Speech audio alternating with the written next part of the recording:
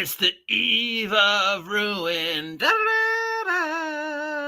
Oh, Vecna, you're so fine. You're so fine. You blow my mind. Hey, Vecna. Hey, Vecna. Hey, what's up, my Vecna heads? It is I, the number one cultist of our Lord Vecna, coming to you live from Site B, 8:35 in the morning on this, the first day of May. It's May 1st. It's the first day of spring. It's Beltane. It's cold and foggy and drizzling. Because of course it is. And unless you've been living under a rock, it's also Vecna month. Because, that's right. This is the month that on the 7th day of May, Wizards of the Coast will be releasing Vecna, Eve of Ruin, the adventure we've all been waiting for and yet are going to be totally disappointed by because they've ignored the past 10 years of lore and done something completely different. But you don't have to worry about paying for it, because they've told us the exact entire plot. But who is this Vecna guy anyways? So since we're going to be talking about this a lot, and we're going to be talking about my friend Scott McClintock's Doomed Forgotten Realms Vecna wins scenario, which I think pound for pound is better than what we could expect from the Vecna Eve of Ruin book, I thought we'd do an in-depth thing over the next couple of days and just dig deep into the brain of the mind, of the soul, of who is this Vecna guy? I mean, who is this Vecna guy really? I mean, what is his goals, his dreams, his loves, his beliefs? What gets him out of the crypt in the morning and pushes him out of the door every day to go and do these various evil things? How is it he keeps losing his hand and eye? You'd think after the first adventurer found his hand and sewed it onto their hand, he would be like, I've got to stop that. I think that sounds like Vecna sounds right. I've just got that. He sounds like Gru, right? In my mind, Vecna is Gru from. I've got it. The hand keeps falling off. This Jolio guy found my hand. Like everybody's got my hand. I've got a little crazy glue. Just put the eye back in. I won't keep losing it. All right, so let's look at the wikis and see what they say about our boy Vecna. Who is Vecna? According to the Forgotten Realms Vecna, pronounced Vecna, was once a human king and lich from Orth who ascended to godhood. While he was once considered the most powerful lich to dwell in the world, over the ages he spent in undeath, Vecna became maligned across the multiverse and was considered the scourge of all civilization. Why? I don't know, because he was.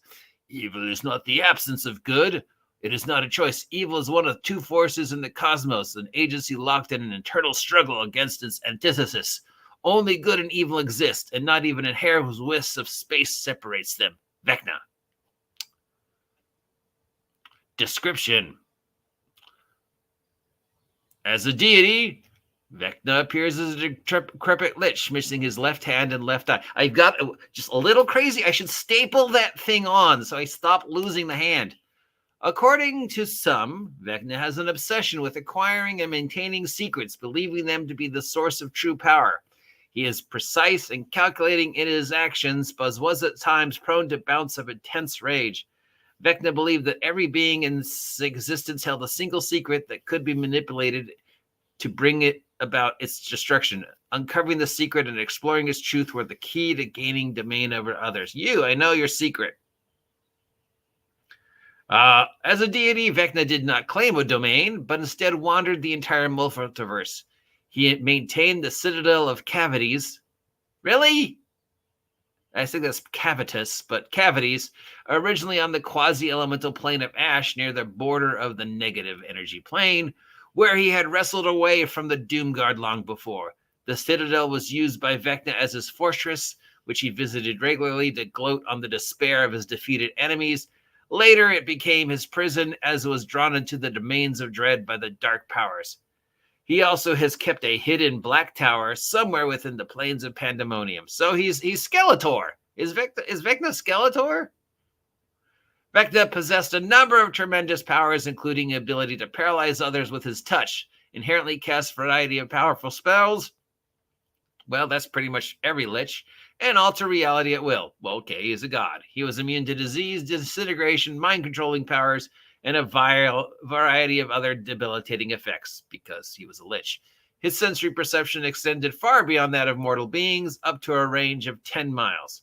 Don't know why you'd want to see what was going on 10 miles away from you, but sure. Hear every conversation within 10 miles? Okay. No wonder he was always angry. You know, once you learn the language of birds, you can't unlearn the language of birds, and birds are always talking. He could solemnly perceive anything with the same raids of any of his worshippers. He could also feel whenever someone uncovered, disclosed, or otherwise wrote down any secret that contained information that could affect the lives of 500 people or more. So as long as I wrote down a secret that was only going to affect 499 people, I was okay. But if I wrote down a secret that affected 500 or more people, I was in trouble because Vecna would know about it. That's like the fish rule where I live, right? I've told you guys about the fish rule, right? Where I live. It says in the guidelines to where I live, you can have 50 fish, exactly 50 fish, not 51. So from the very first day I moved in, I was like, I need to get a fish tank and I need to buy 51 fish just to see what will happen. Will the fish police come to my front door? You know, I'm sorry, we know Wizards of the Coast send the Pinkertons to go. You've got 51 fish and it clearly states in your lease 50 fish. Same thing. 499 secrets, you're fine. You're fine. As long as whatever your secret is doesn't affect more than 499 people, who cares? It could be the most horrible thing in the world. Doesn't matter. It's only 500 or more. Vecna goes, wait a minute. I might want to know that. That's just, I don't know. I find that silly. Blah, blah, blah. He could also craft magic items given enough time and the right materials. Okay, that's not really a special ability. He carried a bunch of stuff. You know, he had a +5 dagger named Afterthought. He had braces of armor, a cloak of resistance, a book of vile darkness. In fact, at some point, at certain times in his life, he had the book of vile darkness inside his rib cage. There also, of course, is the eye and hand of Vecna, which repeatedly find over and over a case, and the lesser known head of Vecna. That story we've told. And I'm pretty sure I met the guy who did that. Over the years, Vecna's hands came into possession of Anarch, the cruel lieutenant of Tiamat. That's Joe Manganiello's character. So it is canon that Joe Manganiello's character has the hand. So I guess in the upcoming book, they're going to explain how Archon the Cruel loses it. And the eye is rumored to belong to Miracle the Chaotic, who has spent some time in Avernus. And Miracle the Chaotic, of course, famous for that one picture. He also had some robes and, other, just various magic-y thingies throughout his career. You'll be swell. You'll be great. It's me, Vecna. According to Vecna's own account, his mortal mother was a wholly evil woman who sacrificed animals and consorted with monster beings. It was her cruelty that helped shape the man he was in life and undeath. Vecna has some time of a working relationship with devils and demons. And he travels regularly between the prime material plane and Nine Hells.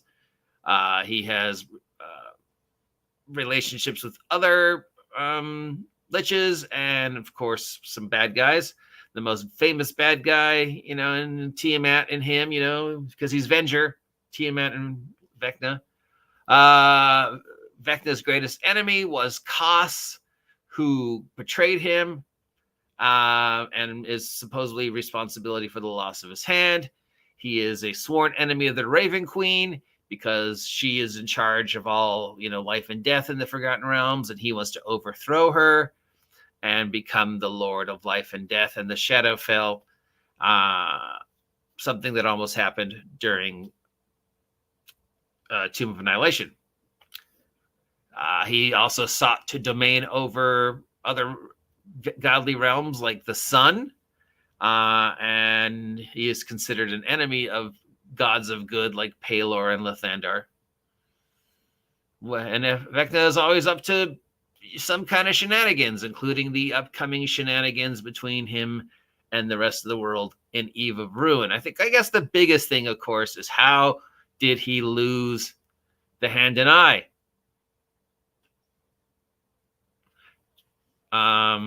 He was usurped by Cass, and Vecna has accumulated enough of collective power and magic to achieve Apophis by means of a ritual in his rotted tower, but Cass interrupted the ritual and attacked his master, the two engaging in a tremendous power. In the end, Vecna gained the upper hand, but just as the Lich moved to slay his former servant, Cass cut off his hand and plunged his sword into Vecna's left eye. Finally, a massive explosion destroyed the tower and shook the surrounding lands. According to others, Vecna banished Cass to the realm of the cavities, but he was able to avoid his own destructures. Regardless of the exact specifics, the only traces left of Vecna's physical body were his left hand and eye, which still carried a fragment of Lich's will. Low latent power turned them into the artifacts known as the Hand of Vecna and the Eye of Vecna, and the lesser-known Head of Vecna. Again, since the first time anybody saw that, Hand and Eye Vecna mentioned in OD&D, how many people's characters have found the hand and or eye? Right? I mean, of course, officially there's only one. That's the Joe Mangiolia's, but unofficially, right? Hundreds of people have had the hand of eye. But I guess there's only really one hand and eye of Vecna. The one you found wasn't real, or it was a knockoff. It was the Korean knockoff hand of Vecna. It was the hand of Kevna, Vecna's cousin. Vecna spent some time languishing in pain, slowly gathering the power to be able to resummon himself. And then, of course, depending upon which story is the right story, we have, the Vecna modules that came out for AD&D. We've had Vecna's appearances in 3rd edition, Vecna's appearance in 4th edition, and Vecna's appearances in 5th edition that happened before this what's coming out.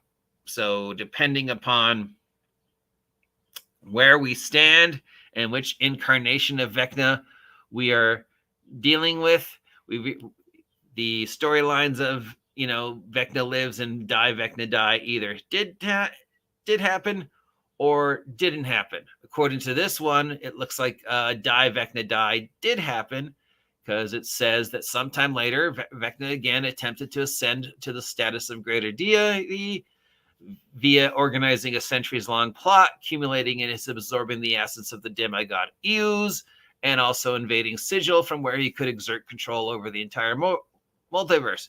So this is still Greyhawk-centric Vecna, because Vecna, Eus doesn't exist in the Forgotten Realms. He got to the City of Doors. He fought with the Lady of Pain. He almost managed to get his powers to be a lesser deity, but then he got thrown through time. At some point in his Exigna, Vecna managed to steal one of the original Black Obelisks, creating by the Enatic group known as the Weavers. He used the power for artifact travel to essentially remove all trace of the Weavers from known history and steal all knowledge regarding the obelisk creation. By some means, the information came into the hands of the Arcanists in ancient Nethril. So somewhere along the time, Vecna transferred from a Greyhawk bad guy to a Forgotten Realms bad guy. And he, of course, is directly responsible for the whole Black Obelisk storyline, which, of course, from day one, Mines of Phandelver, the Black Obelisk, were hinted at to be some connection to Vecna. For 10 years, the Black Obelisk storyline has hinted that it was all Vecna. But then, of course, as of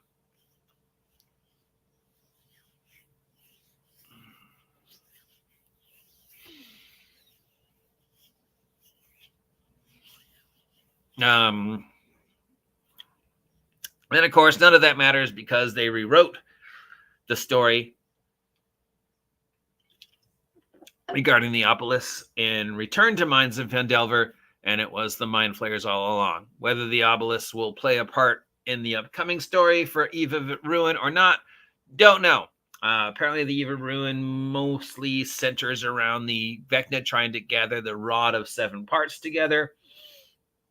another famous classic artifact, and you trying to stop him. And in order to justify the adventure, the rod of 7 parts are scattered across 7 different shades of the multiverse.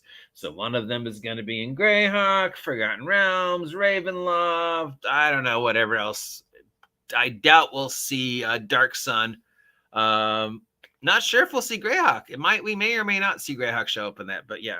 And then, of course, you, the adventurers in Eve of Ruin, have to stop Vecna from gathering the Rod of 7 Parts and accumulating with his plan to take over the multiverse.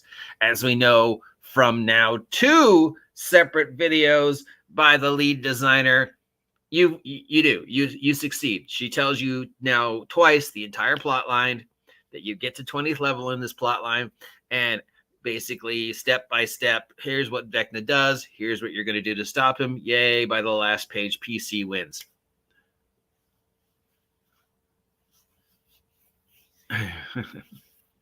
So that is who is Vecna. That doesn't really tell us a lot about Vecna.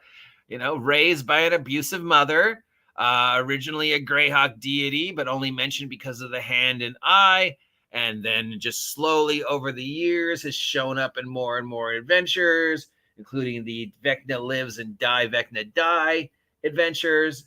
He's popped up or mentioned pretty much the entire history of the game. The hand and eye of Vecna. Everybody's heard about them. Everybody knows a story of at least one person who's found them. We all know the story about the head of Vecna, which apparently the same guy tried twice. And now we've got this Lich who may or may not be a god, who is obsessed with secrets and controls the cult of secrets. He's died, he's come back, he's died, he's come back. He may or may not have had something to do with the Black Obelisk. He's written this whole large history of events, this 1,000-year-long plan to get to where he is at the start of Eve of Ruin, which will probably not acknowledge any of Vecna's past exploits or the Black Obelisk. Now, for pretty much most of this month, I'm going to be talking about the Eve of Ruin, and I'm going to be talking about Scott McClintock's Doomed Forgotten Realms storyline, which imagines the Forgotten Realms after the Tomb of Annihilation and suggests, well, what if, all the modules that came before Tomb of Annihilation happened, like Storm King's Thunder and Tiamat, but the PCs didn't win or didn't even show up?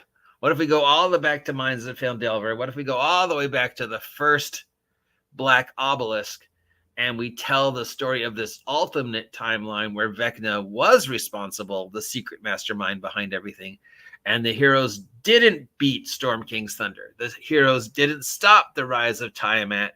And of course, most importantly, the heroes failed to stop the death curse that was initiated by a Sarasak in Tomb of Annihilation. And right after these, then all events happen, and a huge chunk of the population of the world has been destroyed by this magical apocalypse that the Tomb of Annihilation created, which Wizards of the Coast never covers again. There is no mention in any other book after Tomb of Annihilation that deals with the aftermath of Tomb of Annihilation, which if you read it, if you read Tomb of Annihilation and you read how devastating the death curse is, that's pretty much the equivalent of Thanos' snap. A lot of major dudes died during that.